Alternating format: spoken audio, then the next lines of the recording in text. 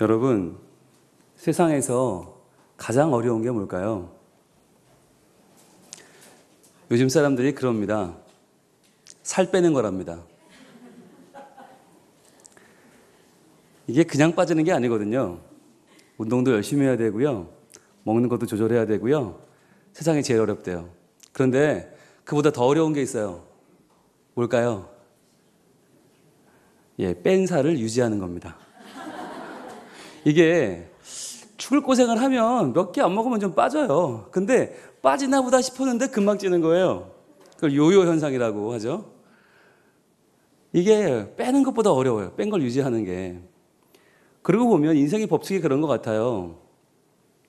어떠다가 죽을 힘을 다해서 1등이 되는 건 하겠는데 중요한 건 그 1등을 계속 유지하는 건 아주 힘들죠. 좋은 사람을 만나는 건 어쩌다 가능해요. 그런데 그 사람과 좋은 관계를 계속 유지하는 건 쉽지 않아요. 어찌어찌 아이를 낳아요. 낳는 것까지는 하겠는데 더 힘든 건, 더 중요한 건 좋은 엄마, 좋은 아빠가 돼서 그 아이들을 길러내는 거죠. 신앙의 법칙도 마찬가지입니다. 여기 있는 우리는 참 복받은 사람들이죠. 하나님을 만났고 예수 그리스도를 만나 내 구주를 영접했지 않습니까? 그런데 거기까지는 좋은데 중요한 건 이제 신자가 되는 건 좋은데 신자로 사는 건 또 다른 문제란 말이죠. 그런데 우리가 어떻게 살아야 하나 그때부터는 조금 분명치가 않아요.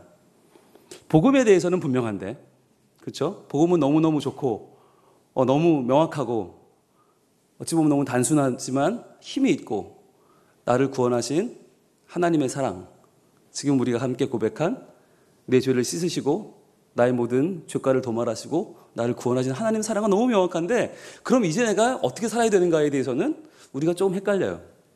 그러다 보니까 뭐라도 막 급한 마음에 해야 되는 것 같은 거예요.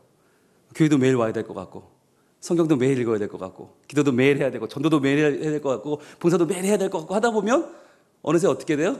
지쳐요. 그래서 다운, 안 못하겠다. 이건 아닌 것 같다. 우리의 이런 답답한 마음, 아니 예수 믿으면 뭔가 해야 될 것 같은데 나 구원받았으니까 나 뭐라도 정말 열심히 하고 싶은데 그런데 열심히 하다 보면 힘들어요. 못하겠어요. 이거 어떻게 하냐고요. 이러한 우리의 답답한 마음을 찰스 스윈들이라는 목사님이 그분의 책 단순한 믿음이라는 책에서 이렇게 그리고 있어요. 어떤 사람이 공항에 나가서 비행기를 타려고 그러는데 시계를 안 가져온 거예요. 시간을 모르니까 옆에 있는 사람한테 물어보려고 보니까 어떤 사람이 낑낑대면서 큰 가방 2개를 들고 아주 땀을 뻘뻘 흘리면서 지나가고 있어요. 물어봤어요. 지금 몇 시입니까? 그랬더니 그 사람이 그 무거운 걸 내려놓더니 뭐라고요? 아니 지금 몇 시냐고요. 그 사람이 어디 가시는데요? 예? 어디 가시냐고. 아주 런던 가는데요. 그랬더니 런던. 그랬더니 딱 시계 보다 말 맞춰요. 런던이 지금 오후 3시. 예? 그리고 바람은 풍속은 몇 미터? 독에서 나무로 불고 있는데 지금 보니까 습도는 몇 도, 비올 확률은 몇 프로. 깜짝 놀랐어요, 이 사람이. 아니 내가 사업을 하는데 이런 시기는 처음 봤거든요. 그래서 이분이 탐이 나서 그거 얼마나 하냐고. 그랬더니 이건 파는 물건이 아니라고. 그래서 그분이 이거 100만 원 좀 팔겠냐고. 안 된다고. 1000만 원 좀 팔겠냐고. 이거 그런 소리 말라고. 오기가 생겨가지고 1억 원 주면 팔겠냐고. 근데 이분이 한참 고민하더니 그래 1억 원이면 내가 팔겠다고. 1억 원이라도 이렇게 귀한 시계를 얻었으니 얼마나 좋아요. 하나밖에 없는 시계. 그래서 막 그렇게 풀러가지고 열심히 찼어요. 그리고는 신난다. 그리고 막 가려고 그러는데 그 사람이 불러요. 여보 일로 와봐요. 왜요? 이거 갖고 가요. 이거 시계 배터리. 이러면서 이걸 양쪽에 이 무거운 짐을 두질하는 거예요. 이게 무슨 얘기죠? 그분이 뭘 말하려는 거죠? 우리가 예수를 증거하고 전도하고 예수를 믿게 하고 이 너무 좋은 복음을 전했는데 이 복음을 차고 우리 가려고 그러는데 이거 봐요. 이거 너무 무겁고 너무 힘들고 이래가지고 예수 믿겠냐는 거죠. 예수 믿는 건 너무 좋은데 너무 신나고 재밌고 행복한데 예수 믿는 삶은 이거 너무 무겁다는 거죠. 너무 힘들다는 거죠. 그런데 우리 마음속에는 그렇지만 그럼에도 불구하고 그걸 지고라도 살고 싶은 마음이 있어요. 왜? 하나님은 너무 감사하니까. 너무 행복하고 너무 좋은데 그렇게라도 해서 만약 하나님 기뻐하시면 아이, 그거 뭐 지고 살아야지 이런 마음이 있는 거예요. 그러다 보니까 시키는 대로 다 순종하고 막 다 따라하다 보면 그러다 보면 뭐가 되겠지. 그런데요, 그 짐을 지고 사는 것 우리가 다 해봤잖아요.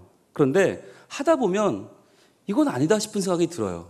너무 괴롭고 너무 힘들고 이렇게 힘든 게 예수 믿는 거였다면 나 한번 생각해 볼 걸 그랬어.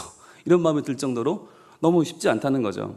그렇다면 구원받은 우리가 구원받은 자로 살고 싶은데 살아야 하는데 이런 무거운 짐이 아니라 과연 어떻게 사는 것이 구원받은 자로 사는 신자의 성경적인 삶인가 하는 우리의 질문에 오늘 본문은 대답을 주고 계십니다. 오늘 1절 말씀 같이 읽어보겠습니다. 1절 말씀 시작. 내 영혼아 여호와를 송축하라. 내 속에 있는 것들아 다 그의 거룩한 이름을 송축하라. 아멘. 우리가 하나님을 믿고 하나님께 구원 얻은 자가 되었다면 이제 우리는 내가 무엇을 해서 내가 무언가 새로운 일을 시도하고 내가 뭔가 내 책임을 감당하고 뭔가 내 율법에 주어진 많은 것들을 하나하나 그 리스트를 채워가면서 이제 그것으로 나의 만족을 삼지 말고 내가 구원받은 핵심이 뭐냐?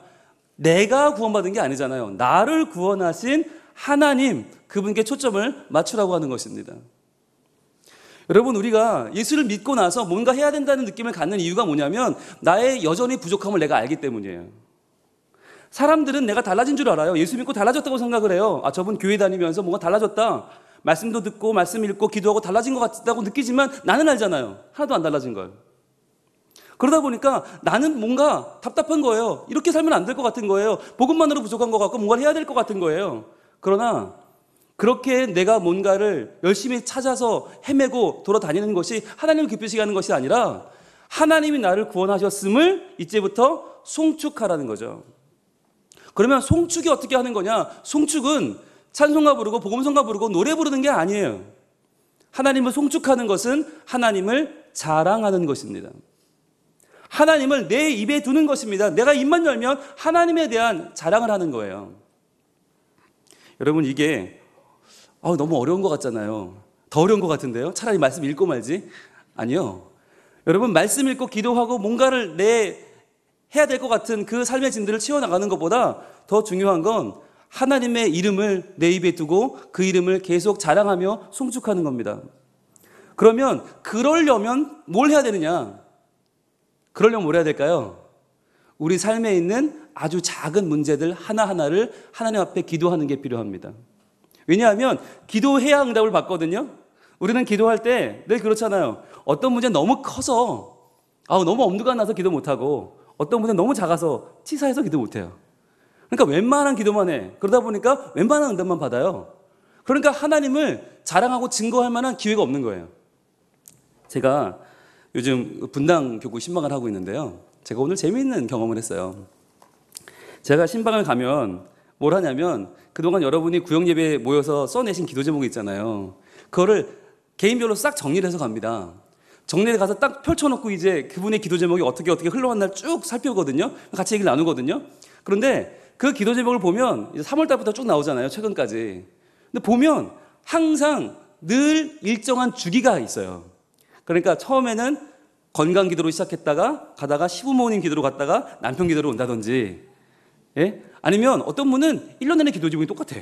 그런 분도 있고. 그런데 오늘 처음 본 기도 제목이 나타났어요. 오늘 드디어 첫 패턴이 등장했어요. 이분의 패턴은 보세요. 한 주는 하나님께 내 삶의 문제를 구해요. 근데 그 다음 주에는 그게 응답이 돼요. 그 다음 주에는 또 구해요. 그 다음 주에는 또 응답이 돼요. 그 다음 주에 또 구해요. 또 응답이 돼요. 마치 배를 짜듯이. 그런데 보면 그 기도 제목 중에는 거창하고 큰 것도 있지만 사실 별거 아닌 것도 있어요. 그런데 그것을 혼자 기도한 게 아니잖아요. 구역 예배 때 기도 제목을 내놓은 거예요. 함께 기도해달라고 부탁한 거예요. 그리고 그 다음 주에 와서는 그걸 응답받았노라고 고백하는 거죠. 제가요, 그걸 보다가 무릎을 탁 쳤어요. 이게 바로 나의 복음이구나. 지난 주일 담임 목사님 말씀을 통해서 로마서를 마치면서 복음을 마치면서 이제는 나의 복음을 찾자. 우리 여러분 다 아멘 하셨잖아요. 그죠? 근데 나의 복음이라는 게 뭐예요? 나의 복음이 뭐냐면 바로 나의 삶을 거저두지 않으시고 내 세밀한 정말 작은 것까지도 내가 구할 때 들으시고 응답해 주시는 그 하나님에 대한 나의 자랑이에요. 그 하나님에 대한 나의 고백이에요. 게다가 그걸 나 혼자 한 게 아니라 구역예배 시간에 같이 내놓고 하니까 구역원들이 함께 기도하면서 함께 그 응답을 누리니까 이제는 그 하나님에 대한 확신이 나 한 사람만이 갖는 게 아니라 우리 구역이 함께 갖는 것이죠. 그래서 저는 이거 좋다. 이거 그냥 우리끼리 보기는 아깝다. 우리 구역 안에서 보기는 아깝다. 그래서 제가 이거 한번 자랑해야지. 여러분 이렇게 해보세요. 기도할 때 크든 작든 때론 치사하든 관계없이 때론 이게 될까? 관계없어요. 기도해보세요. 그러면요 하나님이 반드시 응답을 주시거든요. 그런데 그 응답이 올 때 그 응답을 놓치지 마시고 그걸 또 고백하는 거예요. 우리 구역에서, 우리 교구에서, 우리 선교회에서 만나는 사람들에게 내가 뭐 어떻게 했다 하지 마시고 하나님께서 내 삶에 이렇게 응답하셨다. 그럼 여러분 그게 때로는 별거 아닌 것 같지만 그게 쌓이면 이게 바로 뭐냐면 하나님이 살아 계시다는 증거고 하나님이 내 삶에 역사하신다는 증거거든요. 이게 얼마나 좋은 건지 몰라요. 그러니까 우리가 하나님 앞에 무엇이든지 구하고 응답받은 것을 자랑하자. 그러다 보면요 우리가 결정적인 순간에 하나님을 찬양할 때가 와요. 하나님의 이름을 결정적인 순간에 송축할 때가 온단 말이죠. 여러분 유명한 역도 선수 장미란 선수 아시죠? 장미란 선수 몸에 붙는 광고가 여러 가지 있는데 그중에 아디다스라고 하는 세계적인 기업이 스포츠 기업이죠.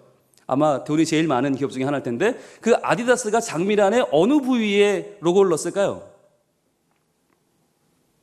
생각해보세요. 역 이렇게 들잖아요. 그럼 어디가 제일 잘 보여요? 응? 배에다 붙이긴 좀 그렇지 않습니까? 딱 들었는데 배에 아디다스 이건 좀 그렇지 않아요? 어디다 붙였을까요? 딱 들으면 어디가 제일 보여요? 손? 이거 손에 붙이긴 좀 어려운데. 네, 어디다 붙였을까요? 손목에다 붙였을까? 어디다 붙였을까요? 여기다 붙이긴 좀 이상하고, 그죠? 보통은 여기 붙이죠, 여기. 딱 가슴이 쫙 펴지면서 쫙 올라가면서 제일 멋있으니까 여기다 붙이는데 아디다스가요, 여기다 붙였어요. 희한하지 않으세요? 이 자리는요, 역도 선수가 들면 안 보이는 자리예요. 뒤에서 찍지는 않으니까. 왜 여기다 붙였을까요? 장미란 선수가 가장 이쁠 때가 있어요. 그렇죠? 장미란이 들고 장미란 들었습니다. 삐텅커덩 하면서 그 자리에서 꿇어 앉아서 기도하거든요. 그러면서 하나님 감사합니다. 그리고 눈을 들면서 프레시가 파락 터지거든요. 근데 그 순간 기도하는 그 순간 딱 이 장면이 너무 이쁜 거예요. 장미란이 딱 내려놓으면서 기도하는 그 장면을 아디다스가 놓치지 않은 거예요. 그래서 그 돈 많이 버는 그 회사가 여기다 딱 실은 거예요. 여러분 근데요 이걸 우리가 그냥 볼 게 아닌 것이 과연 우리라면 세계 모든 방송이 날 찍고 있는데 전 세계 국민이 날 보고 있는데 특히 우리나라 국민은 100% 다 날 보고 있는데 이 금메달이 확정되는 순간에 이 역기를 내려놓으면서 바로 기도할 수 있을까요? 여러분 같으면 할 수 있을까요? 저 같으면 제가 생각해 봤거든요. 못하겠더라고요. 부끄럽더라고요. 내가 목사지만 내가 바로 거기서 기도할 수 있을까? 여러분 이게요 거의 본능으로 되는 거예요. 정말 어렸을 때부터 장미란이요 하나님 앞에 운동할 때마다 답답할 때마다 안 될 때마다 기도했어요. 기도하고 응답받았어요. 기도하고 또 응답받았어요. 기도하고 또 응답받았어요. 그게 쌓이니까 하나님에 대한 확신이 생긴 거예요. 그리고 이제는 누가 시키지 않아도 이제는 뭐 기도해야지 어찌해야지 준비하지 않아도 그냥 그 본능적으로 삐 소리가 나면 내려놓고 바로 기도하는 거예요. 여러분 이게 정말 쉬운 일이 아니거든요. 2013년도에 우리나라 프로축구 K리그 선수 시상식이 있었는데요. 그 시상식에 가장 주목받은 선수는 그 해에 최우수 선수를 비롯한 MVP 3관왕을 차지한 김신욱이라는 선수입니다. 현대 울산 김신욱 선수가 키 되게 큰 장신, 머리를 골 넣는 선수인데 36경기 나와서 19골을 넣었으니까 거의 뭐 나올 때마다 넣은 거죠. 근데 그 선수가 정말 그날의 주인공이 돼서 온갖 프레시가 터지면서 자, 이제 수상소감 해도 됩니다. MC가 막 길게 해도 됩니다. 마음껏 하세요. 막 그랬어요. 근데 그 김신욱이 마이크를 잡고 첫 마디가 뭐였냐면 저는 예수님께 속한 축구 선수입니다. 하나님께 감사드리고 하나님께 영광을 돌립니다. 이런 거예요. 아니 순간 분위기가 술렁술렁하고 누가 제일 긴장했냐면 그 MC가 제일 긴장을 했어요. 이거 이러면 안 되는데, 이거 생방송인데 이러면 안 되는데, 그래서 다시 질문을 바꿉니다. 아니 김신욱 선수 그게 아니라 지금 MVP가 됐잖아요. 최고의 자리에 올랐는데 지금 생각나는 단어 하나만 좀 말씀해 주시죠. 그랬더니 이렇게 말했어요. 하나님이요. 여러분 이게 가능할까요? 저는 생각했어요. 만약 나라면 조금 더 세련되게 말했겠다. 나라면 조금 돌려 말했겠다. 하나님이요! 라고는 못했겠다. 여러분 이게요 하루아침에 된 게 아니잖아요. 김신욱이라는 선수도 얼마나 수많은 부상과 싸우고 얼마나 많은 부진과 얼마나 많은 스트레스 가운데서 운동을 했겠어요. 그러면서 힘들고 어려울 때마다 부르짖은 그 이름 하나님, 그때마다 나를 놓지 않으신 그 하나님을 자랑하다 보니까 그 어마어마한 자리, 수백 개의 플러시가 터지는 그 자리에서도 한 가지 떠오르는 단어는 뭐예요? 하나님이요. 여러분 우리가 예수를 믿고 있잖아요. 기도 생활을 하잖아요. 정말 중요한 때, 정말 우리 자녀가 엄마는 언제 제일 행복해? 아빠는 무엇 때문에 가장 기쁘세요? 라고 할 때 주저하지 않고 하나님.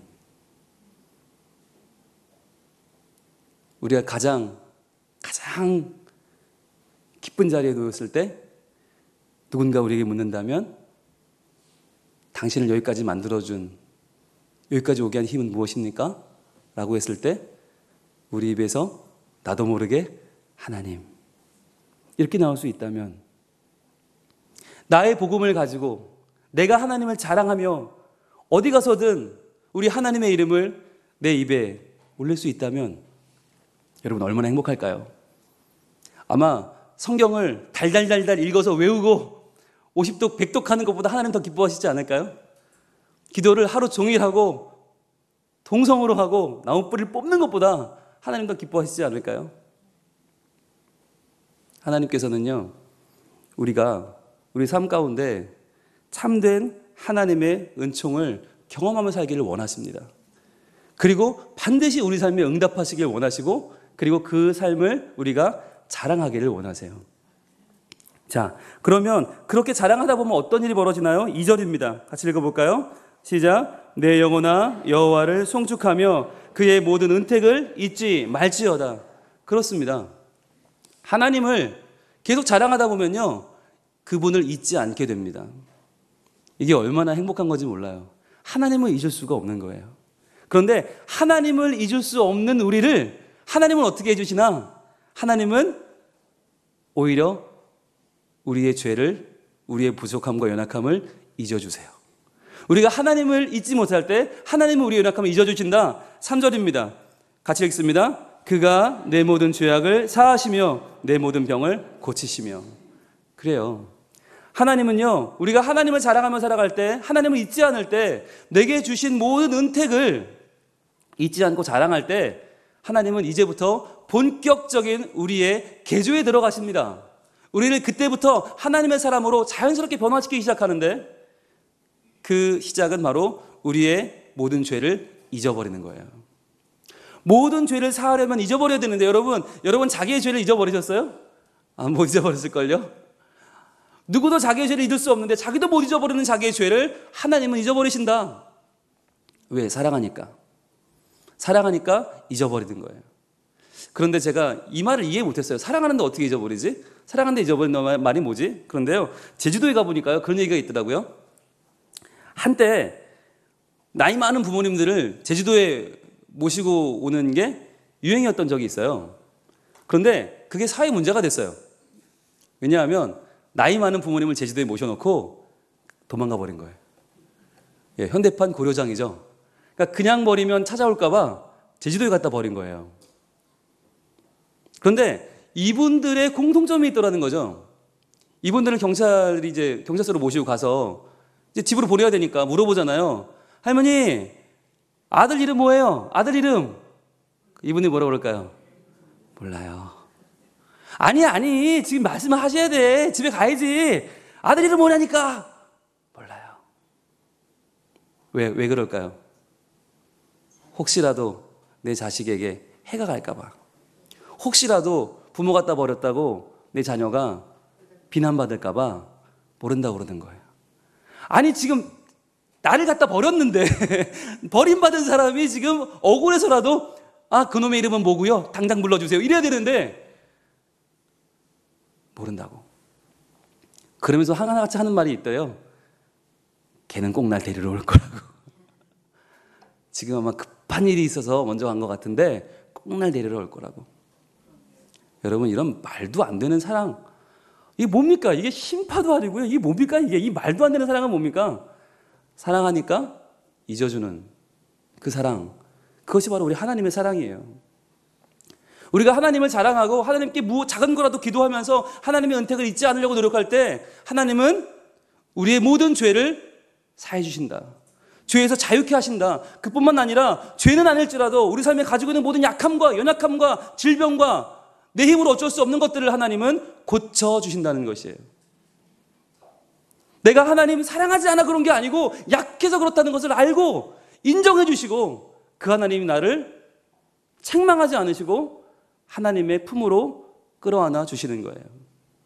그것이 바로 하나님께서 우리의 죄를 사하시고 우리의 병을 고치시는 거죠.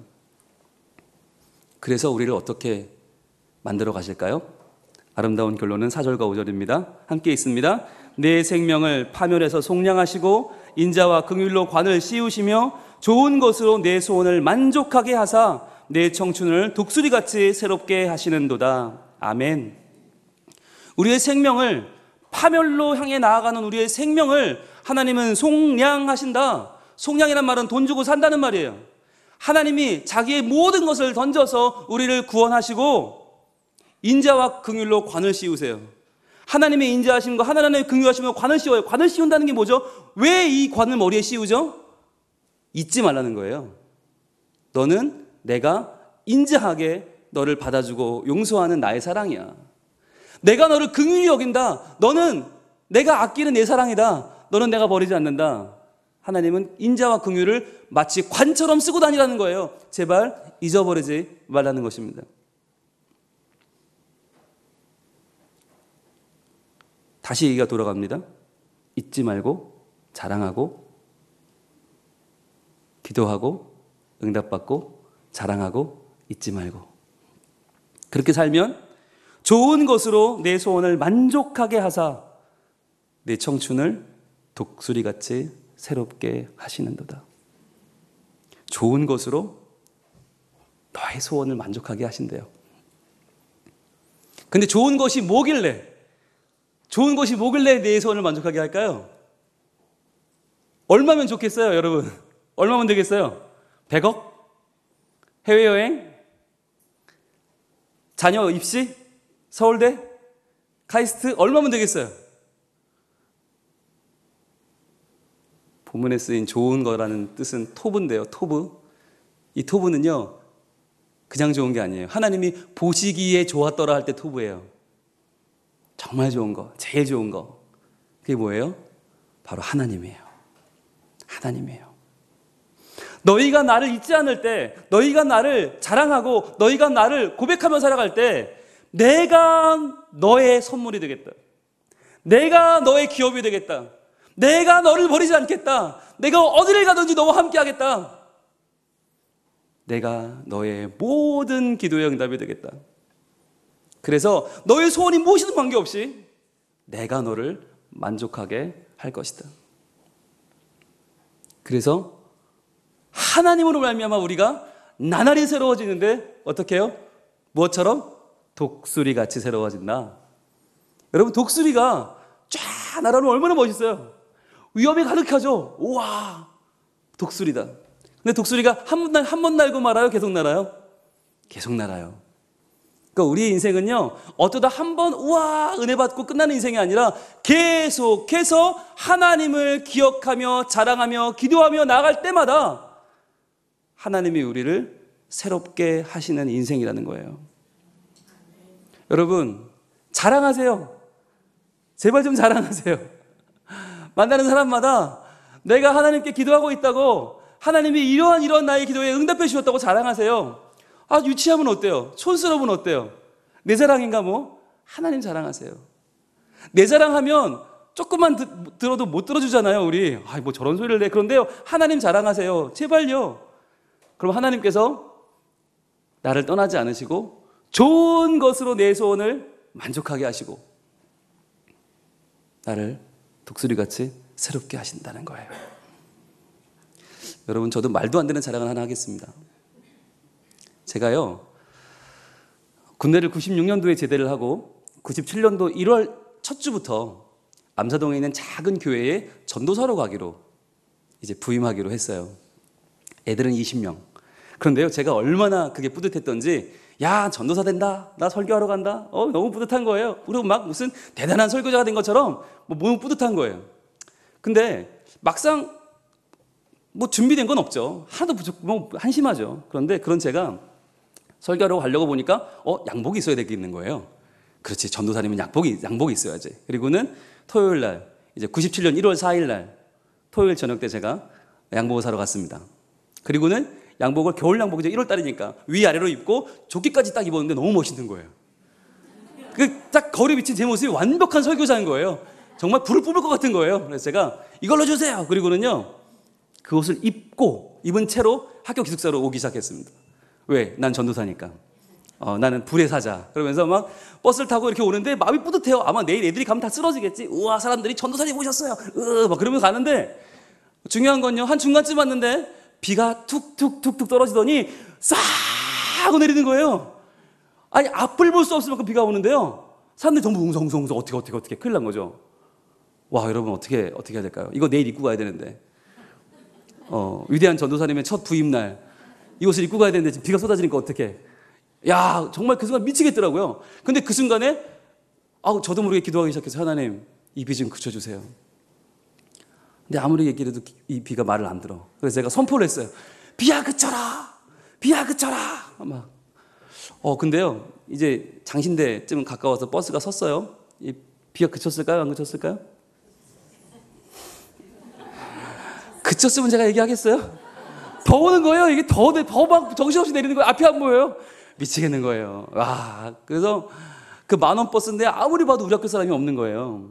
누구라도 있어야 좀 같이 쓰고 가지. 근데 미치겠는 거예요. 내리긴 내려야 되겠고 내렸습니다.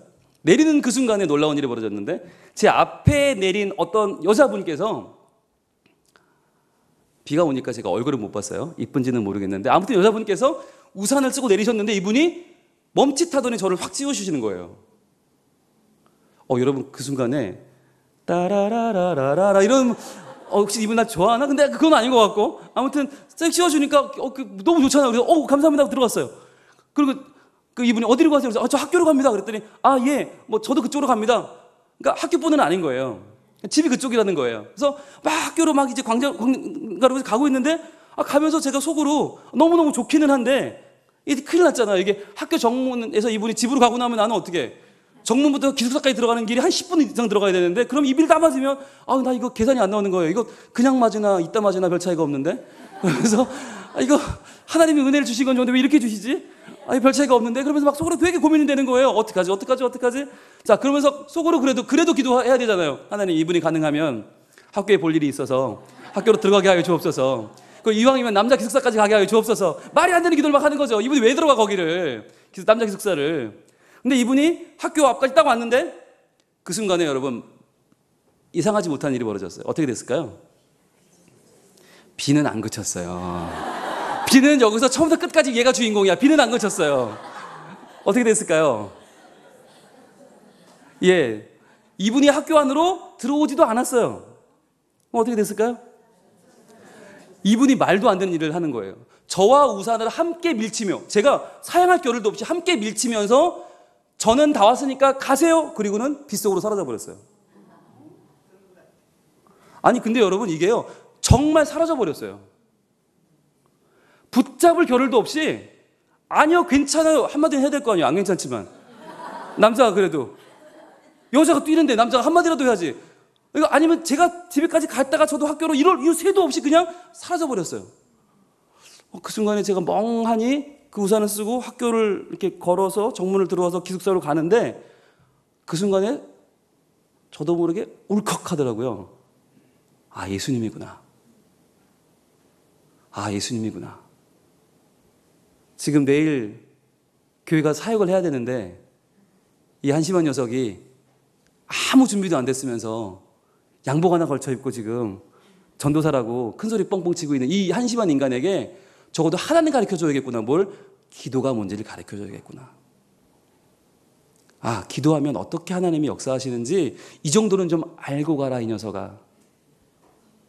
아무 준비가 안 된 한심한 저에게 하나님이 아, 그래도 그런 저를 버리지 않으시고 깨우쳐 주시는구나. 그래서 제가요 기숙사 가서요 엉엉 울었어요. 저희 방 사람들이 다 놀랐어요.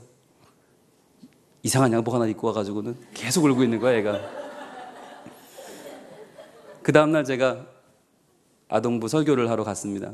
1월 첫 설교를 아이들 만났는데요, 바로 그 이야기를 해줬어요. 얘들아, 전도사님이 사실 아무 준비가 안 돼서 오늘 무슨 얘기를 해야 될지 몰랐어. 그런데 어제 하나님께서 전도사님을 만나주셨어. 그리고 나타나셔서 전도사님을 지켜주셨어. 너희도 어렵고 힘들 때 하나님께 기도하면 하나님은 반드시 너희를 지켜주실 거야. 하나님 너희를 버리지 않으실 거야. 그렇게 말하고 저도 울고 왠지 애들도 울고 같이 울고 제 생애 첫 설교를 했어요. 여러분, 하나님은요